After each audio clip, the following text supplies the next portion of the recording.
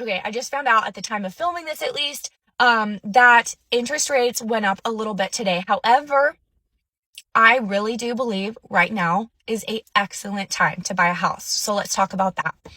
Last year and the year before, I was working with a lot of home buyers. And the type of offers we were writing were, first of all, just to get an offer accepted on a house, any house. You were lucky if your offer on any house was accepted. It didn't matter if you liked the house. It didn't matter. You just were lucky to get something under contract if you were a buyer.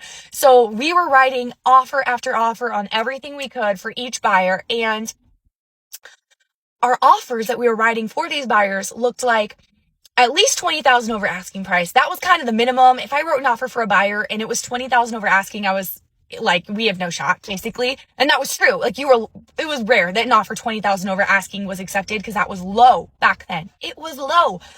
And a lot of our offers we were writing were $50,000 over asking price. And most of our offers, in order to get accepted, the buyers were doing things like waiving the appraisal gap. They were offering to pay, X amount of money over the appraised value in the event that it didn't appraise. Like, there were crazy things going on just to get an offer accepted.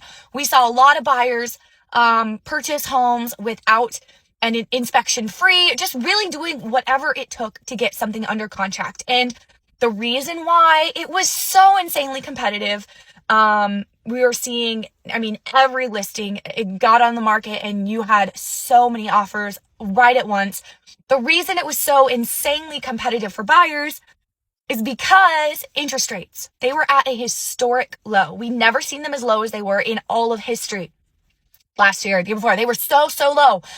And so now, back then, a lot of buyers would say things like, we're waiting to buy, or people who wanted to buy or talked about buying, but then they were on the fence and decided not to, would say things like, we are going to wait to buy until the market cools down.